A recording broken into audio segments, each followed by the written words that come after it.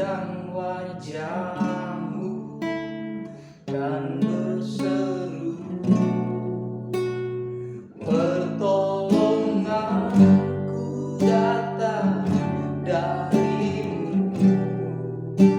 Peganglah tanganku, jangan lepaskan. Kaulah harapan dalam hidupku.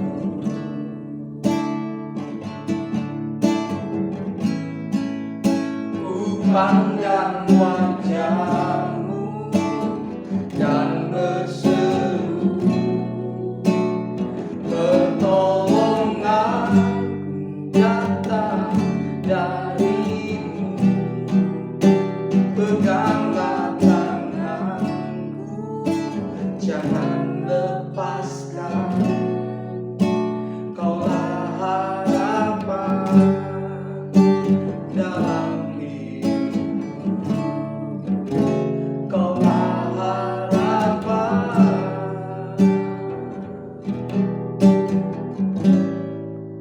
dalam hidupku. Benar Tuhan, Engkaulah satu-satunya sumber pengharapan bagi jiwa kami. Engkaulah satu-satunya penolong sejati dalam setiap pergumulan kehidupan kami. Di mana pada kesempatan minggu pagi hari ini ya Tuhan, kami bersama umat-Mu rindu mendengarkan Engkau berbicara. Kendati pun kami terpisah ruang dan jarak, namun firman Allah tetap sama kuasanya untuk memberkati kami. Urapi hamba-Mu, urapi umat-Mu Tuhan. Bahkan sebentar juga kami akan menikmati tubuh dan darah Yesus, di mana kami akan dipersekutukan terus dengan Kristus sampai kemuliaan Tuhan nyata, sampai Engkau datang kembali dalam kemuliaan yang kekal. Dalam Kristus kami berdoa. Amin. Bapak Ibu Saudara yang dikasih di Tuhan, pada kesempatan minggu pertama ini kita akan melihat firman Allah di dalam Mazmur 16 ayat yang ke-8. Mazmur 16 ayat 8, demikian firman Tuhan, aku senantiasa memandang kepada Tuhan karena Ia berdiri di sebelah kananku, aku tidak goyah. Pada kesempatan pagi hari ini saya ingin beri judul kecil, tetap memandang Tuhan. Saudaraku memiliki komitmen untuk tetap terus memandang Tuhan. Ini bukanlah hal yang sepele, hal yang mudah, hal yang gampang. Kelihatannya gampang tetap memandang Tuhan. Tapi ketika situasinya menjadi tidak seperti apa yang kita pikirkan, apa yang kita bayangkan, apakah kita akan terus tetap memandang kepada Tuhan yang kita percayai? Nah, pentingnya menjaga fokus hidup beriman kepada Tuhan ketika diperhadapkan kepada situasi, masalah, problematika hidup yang begitu kompleks, yang begitu banyak dalam kehidupan, bahkan kadang ada yang begitu berat dalam kehidupan kita. Mata yang tertuju kepada Tuhan ini menjadi penting. Apa yang akan terjadi kalau kita terus memandang kepada Tuhan? Tadi pemazmur sudah dikatakan apa? Tidak goyah. Saudaraku, fokus kita ini harus betul. Sehingga kalau fokusnya sudah tidak goyah, maka kehidupan yang kita jalani pun tidak akan goyah. Walaupun bisa goyah sebetulnya, tapi tidak akan menjadi goyah. Kenapa? Nah, Alkitab tadi kita berkata dalam Mazmur 16 ayat yang ke-8, Tuhan berdiri. Ya. Ingat, coba silakan baca kembali, ulang sekali, saya akan perjelas kata-kata ini. Mazmur 16 ayat 8, aku senantiasa memandang kepada Tuhan karena Ia berdiri di sebelah kananku, aku tidak goyah. Perhatikan, kalau Tuhan sudah berdiri saudaraku, artinya Dia siap menolong kita. Suatu ketika kita membaca Alkitab dan terdapat bahwa Allah duduk memerintah. Tapi kalimat ini mengatakan Allah berdiri menopang kita, saudara. Kalau Dia berdiri, Dia siap menopang kita.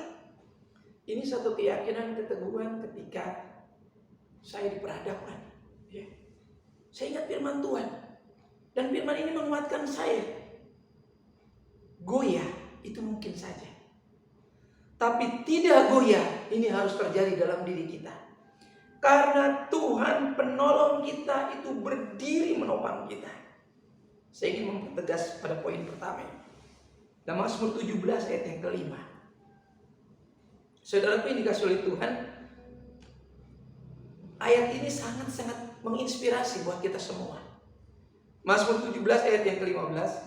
Mazmur 17 ayat 15, tetapi aku dalam kebenaran akan kupandang wajahmu, dan pada waktu bangun aku akan menjadi puas dengan rupamu.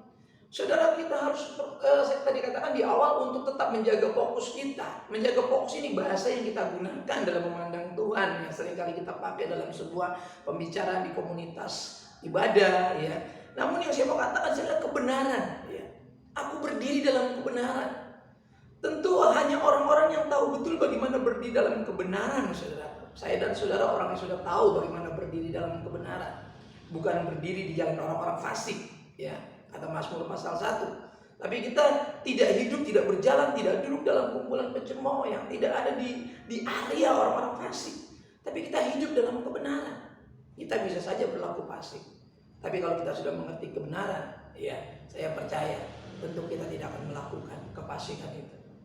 Kita percaya bahwa dikatakan dalam Mazmur 17 ayat 15, saat kita berdiri memandang Tuhan dalam kebenaran dengan fokus yang benar, ada kepuasan batin, saudara. Hari-hari ini banyak sekali hal yang merongrong batin kita untuk kita tidak menjadi puas. Ketika sakit, penyakit, masalah, kekurangan, ini cenderung menguras energi, membuat kita merasa tidak puas dengan kehidupan ini, ya. Namun ketika saya ingat janji firman Tuhan, saya selalu katakan di mimbar bahwa tidak ada yang lain, ya, yang dapat menolong kita, hanya Tuhan. Tidak ada yang dapat menghibur kita, memberikan kepuasan. Penghiburan itu ada di dalam batin, bukan di pikiran, saudara. Maka ketika batin saya, ya, merasa rindu akan Tuhan, tengah-tengah malam saya terbangun dan membaca firman Tuhan, ya, saya merenungkan kembali, saya berdoa, saya mencatat bagian-bagian penting dari firman Tuhan. Itu kepuasan. Saat kita bersama dengan Tuhan, saat kita sendiri saja dengan Tuhan dan memandang kemuliaan hadiratnya, ada kepuasan. Ada saat di mana Tuhan akan betul-betul memuaskan hati kita. Yang kedua, kita lihat poin yang kedua. Jadi memandang Tuhan harus dengan kebenaran di dalam iman kita. Kita sudah punya iman. Iman ini yang meyakinkan kita bahwa kita sudah dibenarkan. Iman kepada Yesuslah yang memberikan legalitas kepada kita bahwa kita sudah dibenarkan. Apapun kata iblis, ya, kita sudah dibenarkan oleh karena kita percaya. Yang kedua, yang terakhir, Galatia 6 ayat 14. Galatia 6 ayat 14, Ya. tetapi aku sekali-sekali tidak mau bermegah selain dalam salib Tuhan kita Yesus Kristus, sebab olehnya dunia telah disalibkan bagiku dan aku bagi dunia. Haleluya. Tadi yang pertama, saya katakan di poin yang pertama, memandang Tuhan adalah memandang Dia dengan iman di dalam kebenaran, ya.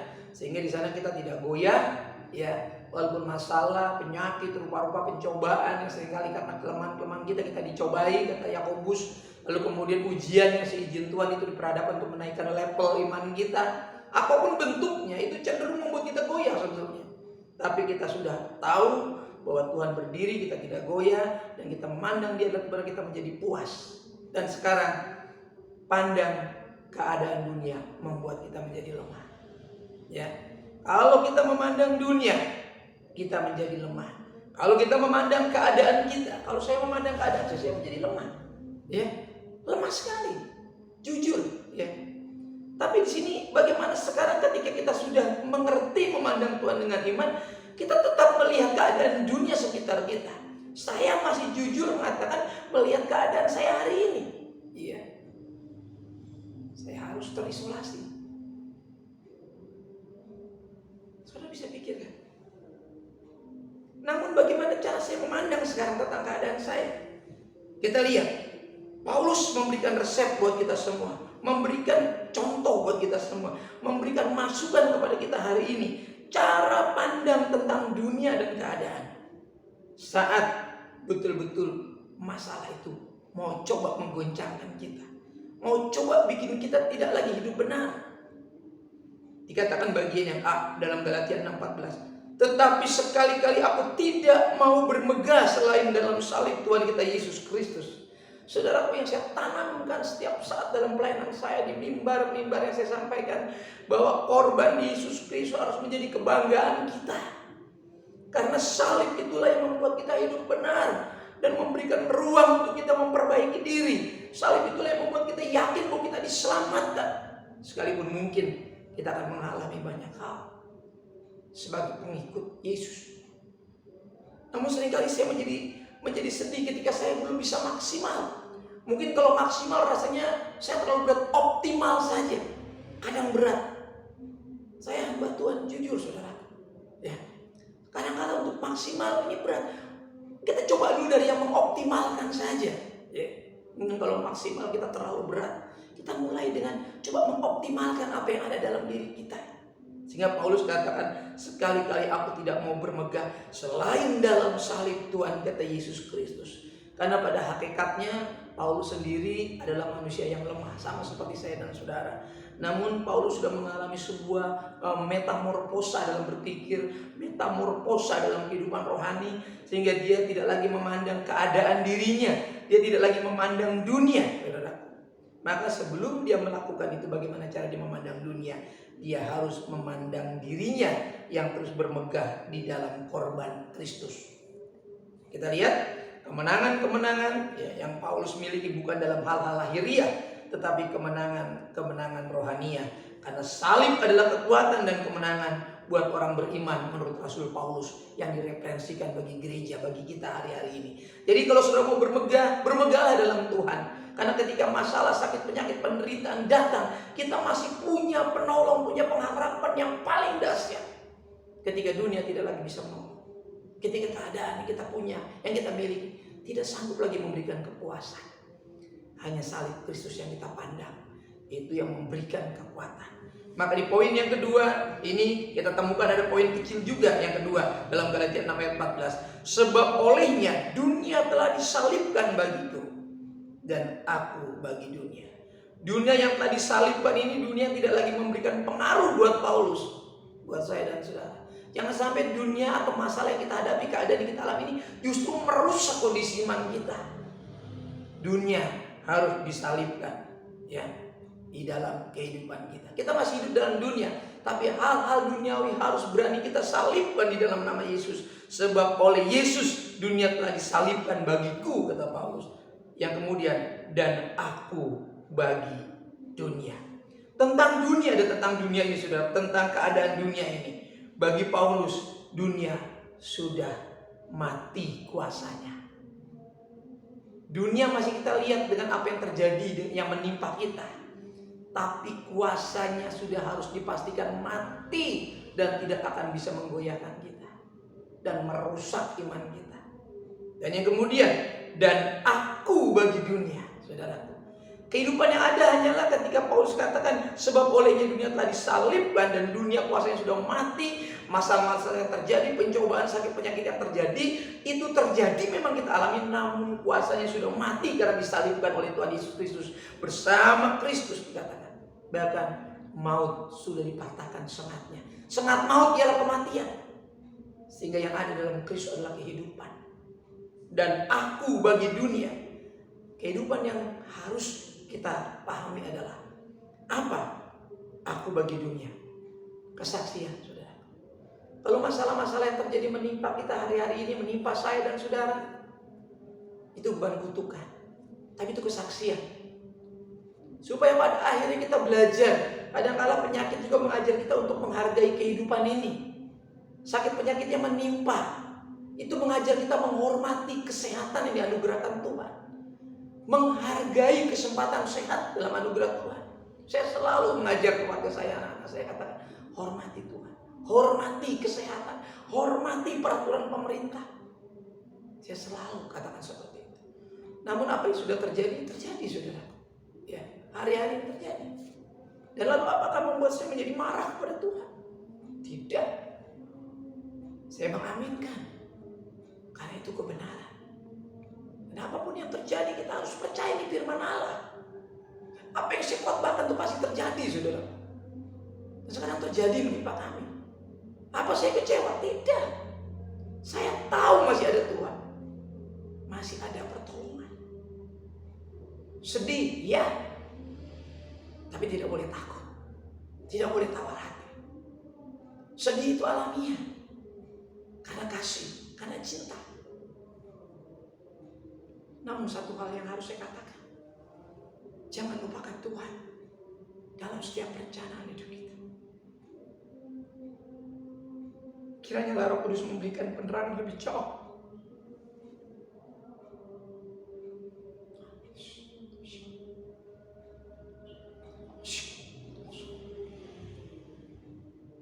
Agar kita tetap hidup benar di hadapan Tuhan. Hidup sungguh-sungguh di hadapan Tuhan. Agar kita tetap layak. Walaupun harus melewati banyak masalah. Lembah-lembah kekelaman. Duka cita yang harus kita hadapi karena sakit penyakit. Karena keadaan. Namun selalu dikatakan ingat Tuhan. Ingat firman Tuhan. Kita tidak selamanya kuat. Kita tidak selamanya sehat. Sekali waktu kita mengalami banyak hal. Di tengah dunia yang fana ini. Namun janji-janji firman Tuhan yang selalu saya sampaikan. Itu membuat kita semakin mengasihi firman Allah. Lewat apa yang terjadi. Saya menjadi semakin mencintai Tuhan. Kita tunduk kepala. Kita akan masuk ke dalam perjamuan Tuhan. Saudara di rumah, kira sudah menyiapkan roti dan air anggur. Di minggu pertama ini. Kiranya kita selalu ingat korban Kristus. Kelemahan-kelemahan kita sudah ditanggung olehnya. Lewat firman yang sudah kita dengar, bagaimana cara kita memandang Tuhan. Dan hal-hal yang penting yang sudah disampaikan Rasul Paulus dan pemazmur. Bagaimana seharusnya kita dalam memandang Tuhan.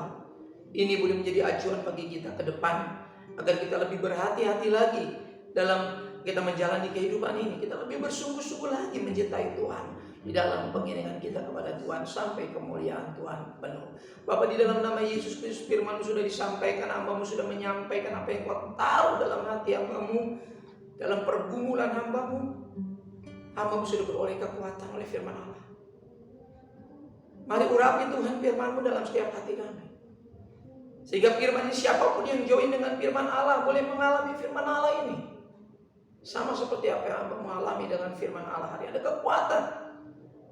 Ada motivasi yang benar dalam memandang Tuhan. Ada kasih yang benar terhadap Tuhan. Di tengah situasi apapun, kita tetap cinta Tuhan. Bapak, sebentar kami akan masuk dalam perjamuan-Mu yang kudus.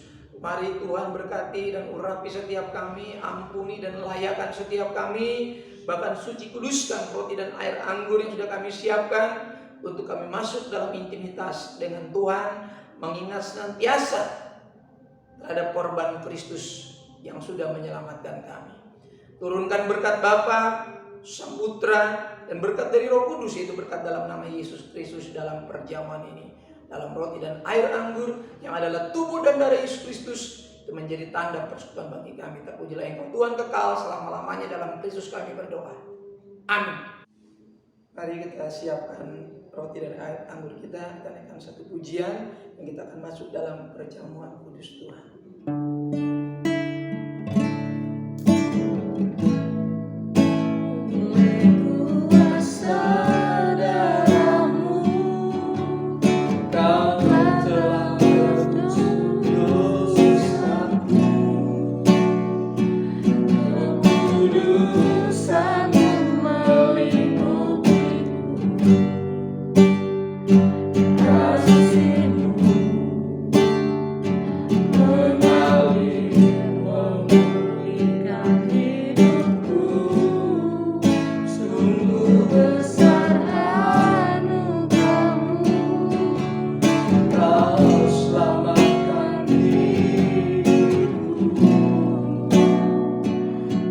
Menjadi ciptaan yang baru.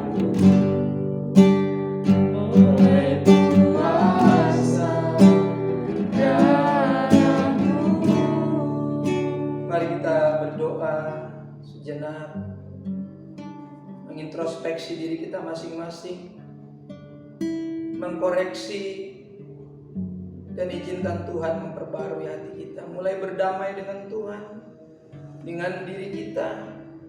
Mungkin juga kalau ada orang lain, berdoalah kepada Tuhan, sehingga kita dilayakkan menerima senantiasa anugerah kasih dan kemurahan Tuhan lewat pengampunan yang terjadi karena korban Kristus bagi setiap kita. Mari angkat roti ini tinggi melebihi kepala kita. Dengan jalan seperti kita mengakui akan otoritas dan wewenang dari tubuh Yesus Kristus atas hidup dan kehidupan kita. Dengarkan sabda Tuhan yang terambil dalam suratan 1 Korintus pasal 11 ayat 23 sampai ayat yang ke-27. Demikian sabda Tuhan. Sebab apa yang telah kuteruskan kepadamu telah aku terima dari Tuhan, yaitu bahwa Tuhan Yesus pada malam waktu yang diserahkan mengambil roti, dan sudah dia mengucapkan syukur atasnya, lalu ia memecah-mecahkannya dan berkata, inilah tubuhku yang diserahkan bagi kamu, perbuat ini menjadi peringatan akan aku. Saudaraku, bukan roti yang kita pegang di tangan kanan kita yang atasnya kita ucapkan syukur adalah tanda persekutuan dengan tubuh Yesus Kristus Tuhan kita. Mari kita makan dengan penuh percaya di dalam nama Yesus. Haleluya. Haleluya. Setiap serpian-serpian tubuh Kristus adalah bentuk-bentuk kemenangan iman kita. Sebab oleh bilur-bilurnya kita telah menjadi sembuh. Haleluya. Haleluya. Mari angkat cawan di tangan kanan kita. Sebab dengan jalan seperti inilah kita mengakui akan otoritas dan wewenang dari darah Yesus Kristus atas hidup dan kehidupan kita. Dengarkan sabda Tuhan. Demikian pula yang mengambil cawan sesudah makan lalu berkata, cawan ini adalah perjanjian baru yang dimeteraikan oleh darahku. Perbuatlah ini setiap kali kamu meminumnya, menjadi peringatan akan aku. Saudaraku, bukankah cawan yang kita pegang di tangan kanan kita yang atasnya kita ucapkan syukur adalah tanda persekutuan dengan darah Yesus Kristus Tuhan kita? Mari kita minum dengan penuh percaya.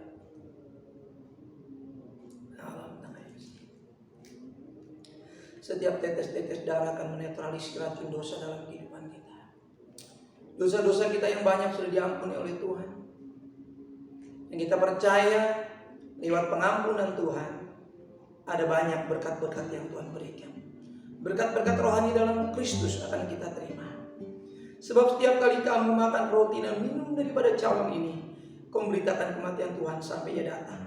Barang siapa dengan cara yang tidak layak makan roti atau minum dari cawan Tuhan, ia berdosa terhadap tubuh dan darah Tuhan. Bapa, di dalam nama Tuhan Yesus Kristus, hamba-Mu menyerahkan kehidupan kami sepenuhnya ke dalam tangan penguasa tubuh dan darah-Mu, sehingga hidup kami terpelihara sempurna di dalam perlindungan penyertaan Roh Kudus-Mu. Terpujilah Engkau Tuhan kekal selama-lamanya untuk firman dan perjamuan Kudus-Mu. Dalam Kristus kami berdoa. Amin. Bapak Ibu Saudara yang dikasihi oleh Tuhan, terima kasih untuk bersama kita sampai pada detik saat ini, dan kami terus juga menghimbau untuk tetap menerapkan protokol kesehatan, menggunakan masker yang berstandar, tetap rajin mencuci tangan, ya, kemudian mandi apabila perlu, itu dipandang perlu, mandi tidak apa-apa, dan juga kemudian tetap menjaga jarak, hindari kerumunan, kurangi mobilitas. Doakan kami sampai masa isolasi mandiri ini boleh kami jalani, dan kami sudah jalani semua proses sambil menunggu hasilnya. Doakan supaya kami bertujuh yang ada di sini boleh menerima pernyataan Tuhan. Kami semua boleh dinyatakan negatif, itu kerinduan kami. Doa saudara tentu sangat kami butuhkan. Dan perlu saya sampaikan juga, Ibu Gembala saat ini masih ada di ruang isolasi di Rumah Sakit Hermina Jatinegara. Doa saudara dan saya tentunya, doa hamba-hamba Tuhan disatukan, doa kita semua disatukan menjadi kekuatan. Dan masih ada juga saudara-saudara kita yang lain masih terbaring di rumah sakit, Ibu Yanti, Ibu Srianti juga masih dalam proses. Juga saudara-saudara yang di rumah yang masih dalam proses pemulihan, terapi penyembuhan, kiranya juga boleh mengalami jamaan Tuhan lewat perjamuan ini. Doa saya menyertai saudara sampai bertemu dalam ibadah berikutnya. Kiranya ke depan kita akan bisa berkumpul kembali. Kalau untuk sementara waktu kita harus menggunakan media ini, kiranya Tuhan tetap memberkati kita. Kita tunduk kepala, kita masuk dalam syafaat dan berkat. Kami bersyukur buat intimitas yang terbangunkan beberapa saat melalui media ini ya Tuhan. Namun kami percaya Tuhan tidak pernah bisa dibatasi oleh apapun. Selama kami hidup, kami akan terus memandang Tuhan. Selama kami hidup, kami akan terus mempercayai Tuhan. Apapun yang terjadi, kami tidak boleh kemudian bergeser dari kasih karunia Tuhan. Karena besar upah yang menanti kami. Kalau kami mengundurkan diri, kami akan hancur. Namun kalau kami bertahan sampai kesudahannya, kami akan dipermuliakan oleh Tuhan. Dan kami akan menerima mahkota kemuliaan. Terima kasih. Berkati umat-Mu, berkati hamba-hamba-Mu yang masih dalam proses penyembuhan. Baik yang di rumah maupun di rumah sakit. Uluran tangan Tuhan yang berlubang paku itu menjamah lewat doa-doa yang disatukan oleh setiap hamba-hamba Tuhan. Berbagai tempat, dan umat Tuhan, anak-anak Tuhan di berbagai tempat menjadi satu kekuatan untuk proses kesembuhan. Anak-anak-Mu yang sehat juga Tuhan lindungi, tutup bungkus dengan kuasa darah Yesus Kristus. Dan hamba-Mu di pastori yang masih dalam menunggu hasil proses ini Tuhan, kiranya Tuhan bekerja dalam doa-doa yang dinaikkan oleh umat Tuhan, doa-doa yang dinaikkan oleh kami semua menjadi pernyataan yang daripada Tuhan sendiri, bahwa Tuhan menjadikan segala sesuatunya baik, bahkan sangat baik. Terima kasih. Berkati kepengurusan yang ada di gereja ini, berkati para lansia, janda, duda, single parent, dan berkati juga Tuhan tolong anak-anak muda kami yang belum mendapatkan pekerjaan, yang sudah bekerja juga Tuhan tolong. Terima kasih. Yang dalam proses pendidikan juga Tuhan tolong campur tangan. Berkati anak-anak yang belum mendapatkan teman hidup, bila pada tahun ini mereka boleh menjalaninya, yang sudah siap Tuhan sertai proses dalam penyelesaian persiapan mereka. Terima kasih Tuhan. Berkati para suami, para istri, Tuhan topang kebutuhan setiap kami semua, khususnya mereka yang bergantung harap kepada Tuhan, sudah masuk angkatan tidak bekerja, kiranya Tuhan memelihara kebutuhan mereka sekalian. Terima kasih. Itu bungkus kami semua, jaga Tuhan, masuk kami hirup, sentuh, makan, minum, pakai apa yang kami butuhkan semua Tuhan sediakan, dan jaminan penyertaan Tuhan sempurna. Organisasi di mana kami ada, kiranya Tuhan melindungi, menjagai, tutup bungkus organisasi kami sampai di tingkat gereja lokal yang ada. Berdoa bagi pemerintahan kami, dari yang tertinggi sampai yang terendah, dari Sabang sampai Merauke, dari Miangas sampai ke Pulau Rote, tercipta kesejahteraan di negeri kami. Negara kami boleh menjadi negara yang adil, makmur, cukup, sandang pangan, keamanan ada di mana-mana. Injil Tuhan tak bebas diberitakan. Para medis juga sedang menangani proses penyelesaian COVID-19, vaksinasi masih akan terus berjalan, memberikan keamanan, keselamatan bagi seluruh masyarakat Indonesia, bahkan sampai di lingkungan kami berdomisili. Karena kami percaya kesejahteraan bangsa, kesejahteraan kota adalah kesejahteraan kami juga. Terpujilah Engkau Tuhan kekal selama-lamanya, suci, kuduskan persembahan hidup kami, persembahan-persembahan yang diberikan, baik persembahan syukur, persembahan persepuluhan, kita memberkati semua apapun yang mereka taburkan bagi pekerjaan Tuhan. Tuhan balaskan melipat kali ganda. Sebentar kami akan kembali dalam aktivitas kehidupan kami, namun kami akan menerima berkat yang daripada Tuhan. Sidang jemaat yang sangat dirahmati oleh Tuhan, buka kedua belah telapak tanganmu dan arahkan mata hatimu kepada berkat Tuhan. Turunlah kiranya anugerah damai sejahtera dari Bapa kita yang di sorga, kasih sayang dan kecintaan dari pengantara yang hidup Tuhan Yesus Kristus, persekutuan, keintiman, penyertaan Roh Kudusnya menyertai saya, menyertai saudaraku sekalian yang mulai siang hari ini sampai fajar Maranatha, dan menjemput kita di awan-awan yang permai dalam berkat nama Tuhan Yesus Kristus. Kita yang menerima berkat Tuhan sama-sama katakan amin. Selamat hari Minggu, tetap semangat. Tuhan memberkati. Shalom.